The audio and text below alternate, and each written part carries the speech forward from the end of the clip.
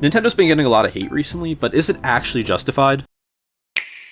So no matter where you go online, you're going to see a ton of people hate on Nintendo. You're going to see a lot of people blindly defend Nintendo. If you defend Nintendo, you'll be called out by the haters. If you criticize Nintendo, you'll be called a grifter. Like, there's no winning here, but I just want to try to add some nuance to this. So before I get to the answer of if I think Nintendo is being treated fairly or if they're just being hated on just for views and likes, let me explain some of the biggest criticisms that Nintendo's been getting. Switch 2 editions, which I personally think are some of the worst things Nintendo's done recently, not because of the concept of it, but because of the pricing. I think game key cards are bad. I think charging remakes and remasters, charging $70 for those, even charging $60 in a lot of cases is just not justified. And I think some $80 games like Mario Kart World, I just don't think that's worth $80. I don't think it's a fair price. So those are some of my biggest criticisms with Nintendo, and I've been called a grifter for having some of those views. You can't make everyone happy. No matter what you say, people are going to disagree with you, and that's fine, but some people are just going to take it to the point where they call you out personally and don't actually look at the view itself, or they exaggerate it or strawman it. So I think that's all important when asking the question, is Nintendo being treated fairly, or are they being unnecessarily hated? Because yes, the answer is both. Nintendo does get unnecessary hate. Like the Switch to the actual system, the price for it I feel is completely fair. I think $450 base in this economy is a fair price for what you're getting. I think $500 with Mario Kart World is a fair price. Yes, it's expensive. Yes, it's not for everyone, but I don't think that's unreasonable, especially when you see Sony charging $750 for the PS5 Pro, which is just ridiculous to me because the PS5 you can buy for under $500 now, which was the launch price, and there's just nothing on the PS5 Pro that justifies spending an extra $250. Xbox pricing, like the Xbox Series X being $650 now because they raised prices multiple times, that's completely unjustifiable, and we can't really fully compare it just because the Switch 2 has been out for less than a year and those have been out for over 5 years. But if the Switch 2 holds at this price, I definitely think they deserve some praise for that, for not raising prices while their competitors have. But then again, we can criticize them for raising prices of some games like Mario Kart World, because if we're talking about Nintendo, it's important to also put in context of their competitors. So a lot of people have criticized Nintendo for remaking and remastering everything, and I don't think that's the issue itself. I think the issue is just the pricing, and whatever other companies do, it doesn't justify Nintendo if they just do it slightly less offensively. Like they should still be called out for that. But if we're comparing them, I think Sony has been worse in some ways. Like I think The Last of Us Part 1 is maybe one of the most unnecessary remakes of all time. I think the Until Dawn remake's unnecessary. I don't think these games are bad. Like they are the definitive ways to play those respective games, but charging full price, I don't know how much Until Dawn was. I think it was 60, it might have been 70. I know The Last of Us Part 1 was 70, and that's just not justified. It's a slightly better version of the original, which got remastered on PS4, and you could buy it for like $10 now. And Sony's just, they've been remaking a lot of games, and they've been getting called out a lot for that too. Like Scott Dewaz did a good video talking about some of the unnecessary remakes. Nintendo's remakes and remasters I think are more necessary, but again, I think the pricing is the bigger issue. And then something else that I think Nintendo doesn't get enough praise for is that it's the only console that really has exclusives. Like the Xbox, they haven't had exclusives in nearly a decade now.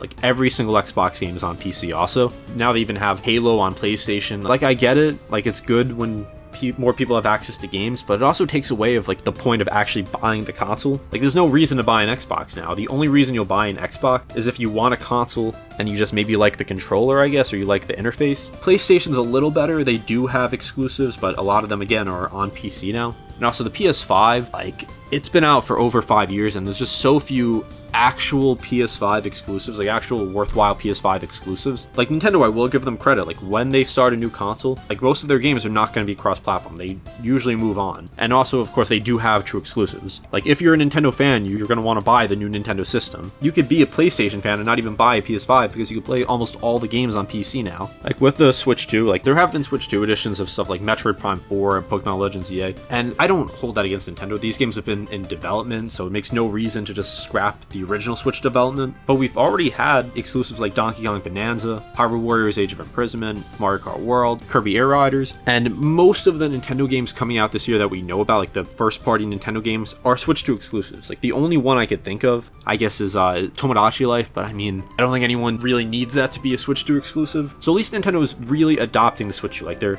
not releasing all their games on their previous generation, like what was going on PlayStation and Xbox, because it's really taken like really this year is when we're finally starting to leave like the past generation actually in the past. So again, that's something I can give Nintendo credit for. And I do think a lot of this has been ignored because Nintendo has not been in the news for good reasons recently. They've had a lot of issues like I mentioned. But I think we can look at it, like if you're rational, we can look at this from different angles and not just say Nintendo bad or Nintendo good. We can say Nintendo is a company. They have made very greedy decisions recently because I mean, that's what companies do, and we can call them out for it without saying that other companies are better or worse. Like, we can take a look at it on a case-by-case basis and say, Nintendo deserves criticism here, or Nintendo did something good here. And while this may sound like common sense, if this video gets a lot of views, I'm sure you're going to see comments that completely contradict all of this, comments that need to pick a side, and I don't think that's a healthy way to think. I think you can be frustrated with Nintendo. I've been very frustrated with them recently, but it doesn't mean I'm just going to hate on every decision they've done. If I hate on something they've done, it's because I just simply think it's a bad decision. Like, I'm willing to give them credit, but at least recently they haven't really given me much to give them credit for. Like, I've given them credit in this video for things that aren't exactly new. I think their game lineup is lacking right now. I think the past Direct was very poor. I think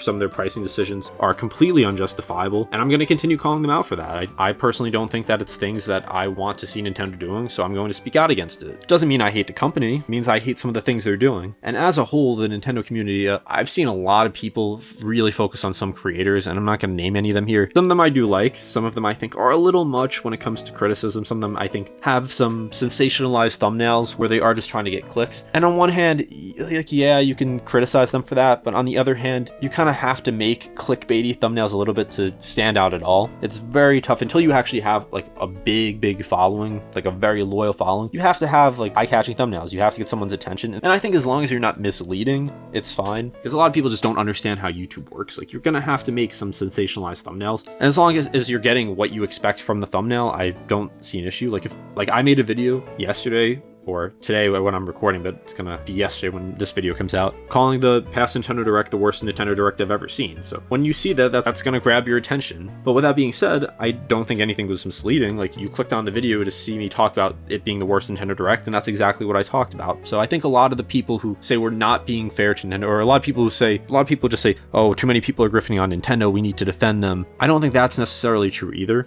I think a lot of people forget they're a multi-billion-dollar company. They don't need you to defend them. But I also think that we shouldn't be unfair to them either, because Nintendo is a company that, for all their flaws, the developers there still do care about the games. Not every game is going to be great. They do truly care about the games, because more often than not, the games are going to be quality. Like, I want to see Nintendo succeed as long as they're doing things that I feel deserve success. Like, when they released the original Switch, I wanted to see them succeed with that, because it was a great console, they had a great lineup of games, and it paid off for them. But if they're doing things that are just anti-consumer, like the Switch 2 edition pricing, and also just not focusing on new games if that's their focus, I'd want to see those do poorly, because I'd want them to move on and do more consumer-friendly practices. Another thing, this is actually very recent, is some amiibo prices have been lowered. But besides seeing some sales, like I found the Street Fighter amiibo literally for $6 on sale at a couple places, because no one was buying $40 amiibo. The Mario Galaxy amiibo, they were originally announced at $40, and now they're down to $35, and I'm sure it's only going to get lower, because Nintendo set a price that was just simply too high, trying to take advantage. People didn't buy it, and now the prices are starting to get lowered. And I know it's not Nintendo themselves, it's the retailers, but that is still related to it. Like, if they have pre-orders up and they're just not getting any pre-orders and they're not moving stock, they're gonna have to lower the price. So I think this is the healthiest way to actually criticize Nintendo. When they're doing something that's anti-consumer, don't support that decision. It doesn't mean you have to boycott the entire company. However, if you want, that's your right. For me personally, if Nintendo releases a game I want but don't feel the price is worth it, I'm just not gonna buy the game at full price. I'm going to wait until it's either on sale or buy it used from someone, because that way I can still experience the game I want without having to defend Nintendo's pricing decision. So before I end this video, I do want to just ask the question again of, is Nintendo actually being treated fairly? Again, I don't think there's one answer to this. I think it depends on who you're listening to and how you perceive what is just. Because personally, I think they are being treated more fairly than not, because when they're making anti-consumer decisions, it's only fair that they get treated with a lot of criticism, and that's going to come with some people hating the company. Now, I think some people are unwilling to just